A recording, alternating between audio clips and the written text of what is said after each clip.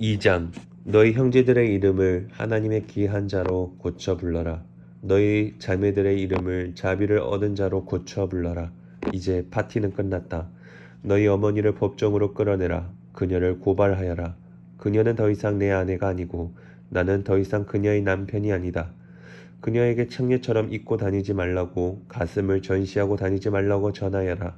그녀가 내 말을 따르지 않으면 나는 그녀의 옷을 다 빼앗고 갓 태어난 아기처럼 완전히 발가벗길 것이다. 그녀의 피부를 바싹 마른 가죽처럼 만들고 그녀의 몸을 황량한 불모지와 사막에 쌓여있는 뼈 무더기처럼 되게 할 것이다. 하나같이 사창가에서 태어난 그녀의 자식들도 나는 다 저버릴 것이다. 사실을 똑바로 보라. 너희 어머니는 창녀였고 사생아들을 낳았다. 그녀는 말한다. 나는 내 애인들을 찾아갈 거예요. 그들은 내게 포도주를 건네고 만찬을 베풀어 줄 거예요. 옷을 입혀주고 어루만지며 향수를 뿌려 치장해 줄 거예요. 그러나 나는 그녀를 꼼짝 못하게 만들 것이다. 그녀를 엉겅퀴 밭에 던지고 막다른 뒷골목에 내다 버릴 것이다. 그녀는 애인들을 사냥하러 나가서겠지만 하나도 건지지 못할 것이다. 위를 보나 아래를 보나 하나도 낚지 못할 것이다. 그제야 그녀는 말하리라. 남편에게 내 첫남자였던 그에게 돌아가야겠어요. 이렇게 사는 것보다 그때가 훨씬 나았으니까. 그녀는 몰랐다. 그동안 그녀에게 포도주를 건네고 만찬을 베풀며 아름답게 단장시킨 이가 다름 아닌 나였다는 것을, 그녀가 광란의 바알 파티에서 허비해버린 그 세련된 옷과 보석들을 건넨 이가 다름 아닌 나였다는 사실을 말이다. 나는 곧 그녀를 재판에 불러낼 것이다. 포도주도 만찬도 이제 끝이다. 실크 속옷도 가운도 다 지난 이야기다. 나는 그녀의 음부가 노출되게 만들 것이며 그녀 곁에서 하룻밤 애인 행세하던 자들도 그녀를 돕지 못할 것이다. 이제 파티는 끝났다. 내가 다 멈추게 할 것이다. 광란의 주말, 성스러움과 거리가 먼 축제일을 모두 멈추게 할 것이다. 그녀가 화대 받아 산 것들이라고 자랑하던 사치스러운 정원과 화려한 분수들을 내가 다 부서뜨릴 것이다. 그것들을 들깨나 들고양이가 와서 먹을 것을 찾는 쓰레기 더미가 될 것이다.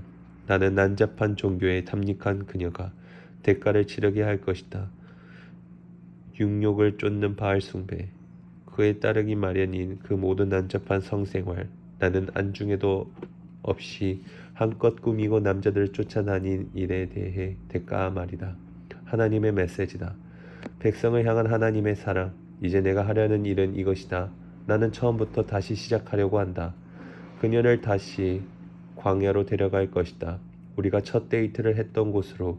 나는 거기서 그녀에게 구애하며 장미 꽃다발을 선물할 것이다. 비탄의 골짜기를 희망의 땅으로 바꾸어 놓을 것이다. 그러면 그녀는 어린 소녀였을 적 그랬던 것처럼, 막 이집트에서 나왔을 적 그랬던 것처럼 나를 대할 것이다. 계속 이어지는 하나님의 메시지다. 그때는 내가 나를 서방님하고 부를 것이다. 다시는 나를 주인님이라고 부르지 않을 것이다. 나는 비누로 너의 입을 깨끗이 씻기고 입가에 묻은 더러운 거짓 신들의 이름을 말끔히 지워 다시는 너가 그 이름들을 속삭이지 않게 할 것이다. 또 너와 들짐승과 새와 파충류들 사이에 평화조약을 체결하고 모든 전쟁 무기를 모조리 없앨 것이다. 생각해 보아라. 짐승과 악당들로부터 괴롭힘 당하지 않는 삶을. 나는 너와 결혼해 영원히 같이 살 것이다. 영원히. 나는 사랑과 애정을 가지고 너와 정식으로 결혼할 것이다. 그렇다. 내가 너와 결혼하고 너를 떠나지 않을 것이며 내가 떠나도록 내버려 두지도 않을 것이다. 너는 참으로 내가 하나님인 것을 알게 될 것이다. 바로 그날에 내가 응답할 것이다. 이는 하나님의 메시지다. 나는 하늘에 응답하고 하늘은 땅에 응답할 것이며 땅은 곡식과 포도주와 올리브 기름에 응답하고 그것들 모두는 이스라엘에 응답할 것이다. 나는 그녀를 좋은 땅에 심어 자비를 못 얻음에게 자비를 베풀 것이다. 아무것도 아닌 자에게 너는 이제 내게 귀한 자라고 말해주고 그는 내게 주는 내 하나님의 이십니다 하고 말할 것이다.